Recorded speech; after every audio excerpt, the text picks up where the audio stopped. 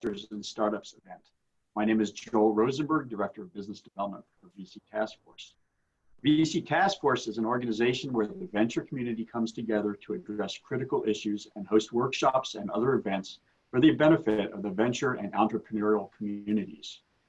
For today's event, you may ask questions during the event using the Q&A button, and then time permitting at the end, they will be answered live after today's interview. It is my pleasure to welcome Gary's Picks host, Gary Fowler. Gary is CEO and co-founder of GSD Venture Studios, an award-winning growth stage AI venture studio. Gary is co-founder of the award-winning AI startup Yva.ai, as well as the investment firm DY Investments. Gary is an award-winning senior level executive with 30+ years success in global strategic innovation leadership, sales, marketing, operational, and investment management. Today, Gary will be interviewing special guest, Boris Abaev. Boris is a serial entrepreneur with 10 years experience establishing and growing IT businesses. Boris is the founder and CEO of Bidease, a multinational ad tech startup with a mission to bring fully transparent, value-driven advertising to the mobile world. Take it away, Gary. Thank you. Thanks, Joel. Appreciate it. Thanks, June. It's great to be back here on Gary's Picks. And I am excited today to have all of you here. Gary's Picks is a Silicon Valley-based group that is bringing some of the most incredible startups from around the world to the VC community, the startup community, and to entrepreneurs worldwide. So with that, I'd like to introduce Boris. Boris is an incredible serial entrepreneur, 30-year-old serial entrepreneur. He's built businesses to $25 million. He's taken Bidease, a company started relatively short, a year and a half, less than 2 years ago, already has over $11 million in business last year, and this year will do close to 20. Just an incredible guy, and the thing that I like about it, he's got a lot of artificial intelligence in there, and he's really dominating the ad tech space. So with that, Boris, great to have you on board today. Thank you very much for the very warm welcome. Very appreciated. Yeah, so Boris, I mean, here you are, right? You've done things that people in their lifetime have not accomplished. So tell me a little bit about your entrepreneurial journey. What was it like? So I was born into a family of entrepreneurs. Therefore, I only had one way to go, is building up my own startups and building up my own businesses. But I think that I felt that I'm going to become independent or build my own startups right in college when I started working for a corporation, for a payment provider. And I was tasked to develop Eastern Europe and the German-speaking countries. And it was quite a success back then. And I was very young. I was just under 20. And then I moved on to build up my own gaming company with a co-founder, venture-backed. And out of that, we built today, one of the biggest mobile advertising agencies in Eastern Europe, which again, being in the space for a little over 7 years has shown that advertisers and clients are looking for transparency, are looking for more information that agencies and networks do not provide. And that's how Bidease came about. Our main goal was to actually build a platform, build a DSP platform that will allow clients to get the full transparency and the whole journey from client actually seeing an ad to then installing or buying something in an app. And that's our main goal to the world, to our clients, that they have the ability to understand where and what is happening. So Boris, so let me get this right. So you started your entrepreneurial journey with and it's about $25 million agency. It's not a small agency, correct? Yeah, it's a little bigger than that. How old were you when you started that? That was 7 years ago. So I was 24. 24 years old. Yeah. And here we are, you got a $25 million company, and now you've taken Bidease and just dominated the space. It's incredible. So we're and trying very hard, day and night. from what I understand, you're doing a great job. That's why you're on our show today. Thank you. So if you look at it, so you've started Rocket 10, you've got Bidease. You talk about a DSP. Can you explain to the audience what a DSP is? So in our case, I mean, there are various DSPs. There's the DSP for web and there's DSP for mobile apps. So what we are is we are a DSP for in-app inventory. So imagine all the games that you would download and play. There are always these banners or pop-ups or videos coming up. Well, our job is to show ads to the right people when those videos pop up. So it's a demand side platform, and we buy a lot of our inventory from a supply side platform such as AdX, which is Google's, MoPub, Twitter, Unity, and so on and so forth. And our goal, our AI, is built around actually targeting the right users at the right time and showing them the right ad, not only for the client, but also for the user. Because if I would show you something that is irrelevant for you, then it's just going to become annoying. So our goal, our AI, is built around getting the right client to target the right user and actually getting the conversion because it's useful to the user, and not that we just constantly show useless ads to the wrong user. I mean, you wouldn't show Pampers to an 80-year-old or the other Maybe way you around. would. Baby Pampers. So yeah, that's our goal, and that's what Bidease is about building a platform that would benefit everybody, that would find the right product, and the right customer would find the right product. So the right product, the right place at the right time. Yes, and our AI is all about this. So you talked about like fraud and that kind of thing. Can you tell me a little bit about it? Because that's, whenever you hear about ad tech, you always think about, what's the fraud involved in it. Can you, because I know that that's a big thing for you. You're like the justice, right? Yeah. So tell us a little bit about it. I think that was one of the main reasons we went into a DSP, building a DSP, because what we were seeing is that a lot of the agencies or a lot of the affiliate networks back then were using the ability to run fraudulent campaigns for clients, and we were annoyed by that because we were a client back then, and we faced the same issue and the same problem. And so that's why we went into the agency space, to actually fight fraud.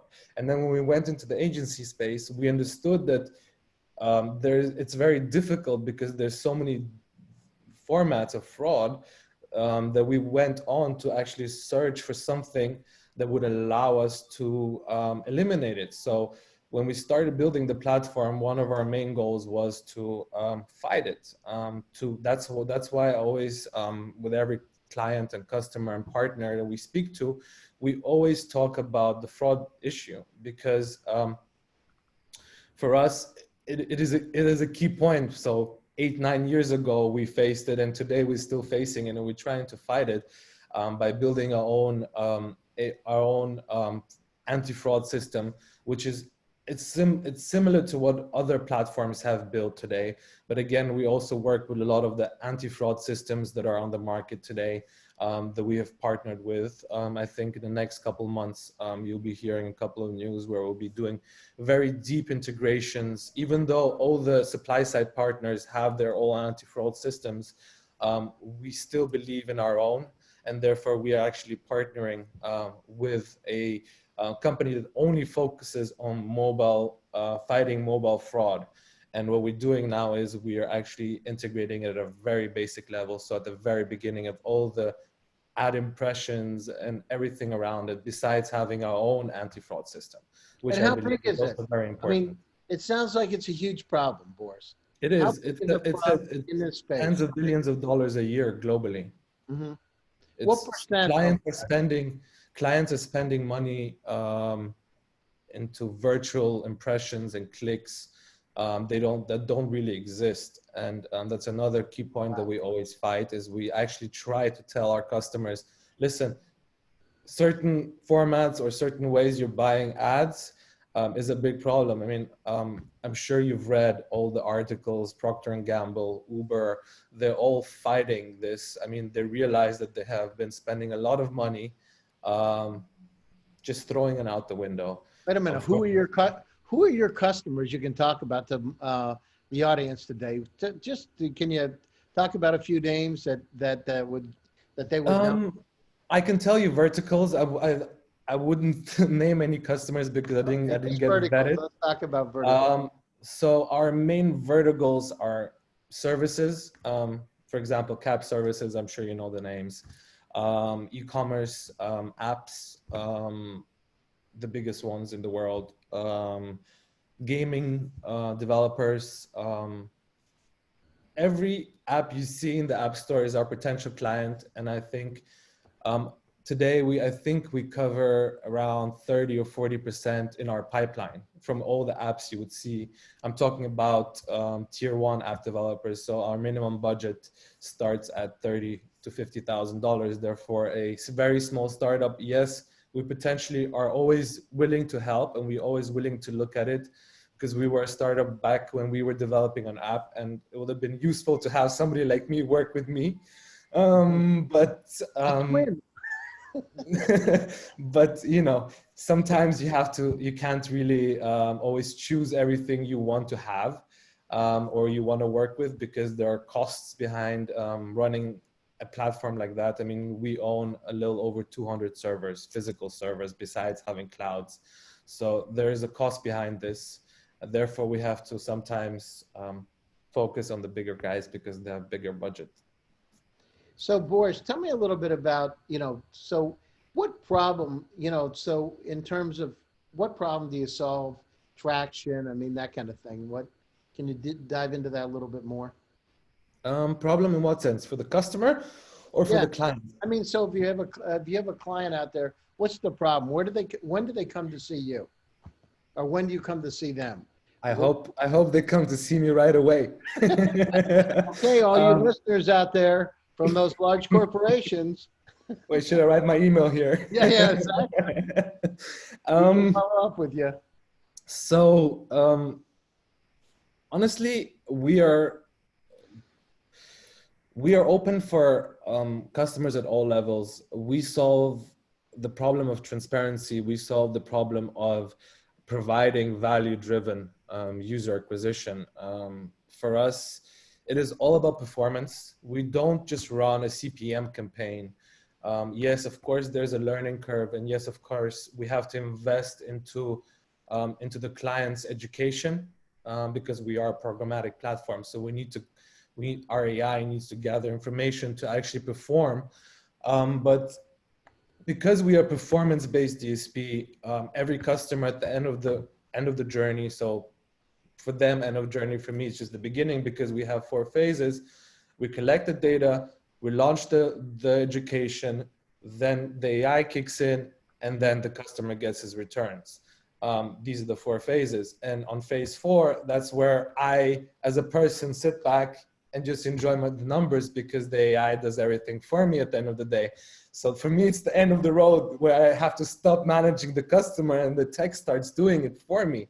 But for the customer, it's just the beginning, because the customer starts seeing results. Normally it can take anything from 2 to 6 weeks to actually see. I mean, they see results from day 1, but it takes from 3 to 6 weeks for them to actually build up the results and actually start hitting their KPIs properly and overachieving their KPIs.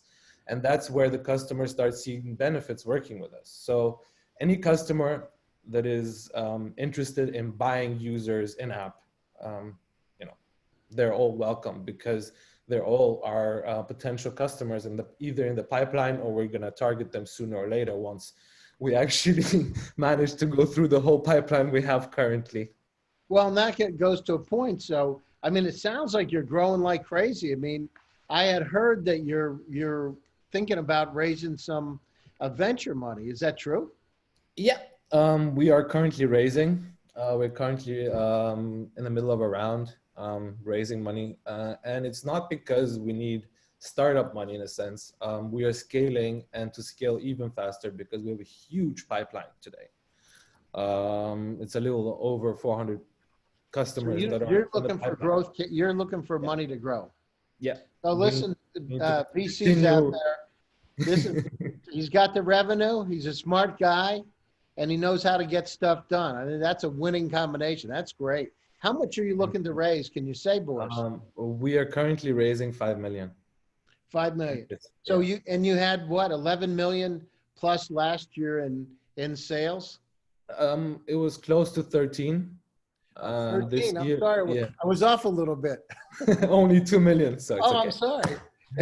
And this year, how's it look this year? I think we're gonna be a little over 20. 20 million. Yeah. To talk about close to being risk-free, I think that's a winning combination there. Yeah, and the beauty of it is that we managed to avoid the dip that everybody had whilst COVID hit, because we started focusing towards gaming. So we have a lot of services and e-commerce that we're working with. And when we realized that COVID is going to be hitting and people are going to be spending a lot of time at home, we started onboarding gaming apps. And because of that, we managed to avoid the dips. And then now the e-commerce and the services are returning because the world is slowly opening up again. Our revenue is picking up. So, that's the beauty of it here as well, that, we've been in the market, we know the market very well, and we understand the trends. We see them on a daily basis. The whole team has been active in the industry at least 5+ years. And that's why we understand where the trends are going. And I think that's very important. Oh, that's great. So we got revenue, you got a great team, and you got 400 companies that want to onboard. What else could you ask for? Yep. Okay, let's talk about what does it take to build an AI startup? I mean, it's got the secret to the success. It's very hard to tell you what does it take. It takes a lot of motivation and a lot of patience. I think the most important thing here is patience and believing in what you're doing, because AI, everybody talks about AI and machine learning. I think if you would search it in Google Trends, it's growing on a daily basis, the amount of people that are interested in it. But not everybody is able, not because they don't want to, it's just because it's very difficult to actually build something around AI, something around machine learning. You can call it so many different ways. And the most important thing is pushing, being patient, knowing exactly what you want, and having the right team. Without the right team, you can spend millions of dollars. But I think the key to success is actually the people that are with me, that are next to me, because you're building something different, you're building something huge, you're trying to build something that nobody is looking into. Or there are a lot of DSPs in the market, but not a lot of them are trying to do performance-based DSPs. So for us, it was a challenge.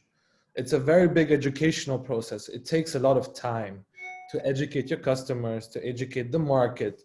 We do a lot of webinars. We do a lot of, we write a lot of blogs. We invite people into smaller groups before the COVID, of course, unfortunately. We were gathering small groups of 20, 30 people around the world, wherever we have offices, to actually show them what AI is about and what we are trying to build. I'm not only talking about myself. I don't mind talking about my competitors, my partners, because for us, the more we and they educate, the faster the market is going to understand this is the way to go. So at the moment, we're in the stage of actually educating everybody to the right stage. And then I think my company, our company, and the companies that are standing next to us, or maybe they're a little bigger, smaller than us, it'll be much easier. It'll be a path that they can walk and won't have to put the pavement. So this is the important thing here, There's a lot of education needs to be put into this. Well, it sounds like if you got over $20 million worth of business coming to you this year, you got some pavement out there in front of you. You're putting some out there. I don't know what the Not as good as I would want it to be. Highway, you know? That sounds good. So, you know, in terms of this COVID, it's, you know, what do you see happening now in terms? So it doesn't sound like it really impacted your business much at all, correct? No, it Okay. hasn't. So, I mean, that's great. And I do hear people every day saying that it's starting to recover. And I think part of it's because the digital transformation's here. We're using technologies like Zoom, and people are not as resistant to it as they were 5 months ago or 6 months ago. 5 months ago, 6 months ago, the VCs, you know, they were stunned and they didn't want to do investments unless they met you in person. And finally it's starting to come back. So that's incredible. So that's great. The calls we get and the, you know, with VCs, I mean, you'd normally have to meet them in person, and now you meet them in person via Zoom, which is crazy. And it's something new for me as well, because I'm also a kind of a, you know, face-to-face person. I would like to shake the hand and see who I'm getting into bed with. It is very important. It's not only important for the VC, but it's also important for me who I'm taking on board, because it's my company, it's my baby. I've invested all my time, all my efforts. I've personally invested money into this company as well, when we were just getting started. So it's difficult, you know. It's not only the VCs that are facing the problem, it's me as well. So I think it's, you know, it's a thing we all have to get used to. yeah, well, I hear it. This morning I was on a panel in Tbilisi, and then I was in one in Asia. It was a health tech, and it was the same thing. I mean, these are VCs and family office from around the world, and they're opening up, because the thing is they have to deploy funds. They have 2 to 3 years to deploy the funds, and they're sitting on their hands for 6 months. You can't sit on your hands much longer if you're going to get those funds deployed. So you're at the right place at the right time, Boris. So what is the one thing you wish you knew before you started Bidease that you know now? I would have to think about that. That there is actually so much fraud. And I think my biggest problem, again, is I think it's a problem. It's a problem today. It's not going to be a problem in a year or two time, in 1 or 2 years. Is education and transparency. So when we got into building a DSP, I thought there was this much fraud, but actually it doesn't fit on the screen. I'm sorry, but the amount of fraud and the amount of problems that are behind building a DSP, without, you know, without actually disclosing companies, partners, and the things people are doing behind the scenes, because I don't like pointing fingers. I like to perform myself without going that direction. Is it that? What percentage of the business is fraudulent? And I mean, from your perspective, like today, and people wouldn't even know, right, Boris? I mean, you couldn't even, if you don't know, you don't know, right? If you're a company coming in, you may not know that there's activity. What do you think in general? I think I haven't uncovered everything there is in this industry in terms of fraud yet. Mm-hmm. And my predictions, I mean, the official numbers are around $8 or $9 billion a year. 8 or 9 billion in fraudulent activity? Yes. But I think that unofficially it's double that globally. So you just want to get like a $8 or $9 billion part of that, and to be able to get the business. If people start understanding that fraud isn't good, yeah, and that you have to buy from transparent sources. So if you get to companies out there that have fraud, and you can say, listen, I'm going to save you, you know, $5 million. I mean, it's a pretty easy sell, isn't it? Not always. There still, you know, when you talk to big companies, there's so much bureaucracy on the way, and so many things that you have to overcome, that it's not always as easy as it seems. I mean, you come to them with a case saying, guys, you're buying X amount of dollars of fraud. let me solve the problem for you. And they say, sure. And then they disappear for 6 months. Because wait a minute. You go to them, you have the problem, you show them how you can save money, and they disappear? They don't disappear. It just takes them anywhere from 2 to 6 months to actually go through the bureaucracy of onboarding a new partner. Sometimes they don't believe that we can solve the problem. Sometimes they don't believe that they're the case I'm presenting. So, you know, it takes a lot of meetings that we can't do now, and a lot of education that I was talking about before. And I think that's the point here, that once enough people are educated, enough people open their eyes and start realizing that fraud is not the best way to move forward.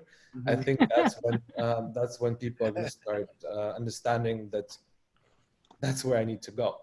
I understand. And I'm not only talking about myself. There are a lot of partners out there that are trying to do exactly the same. And you know,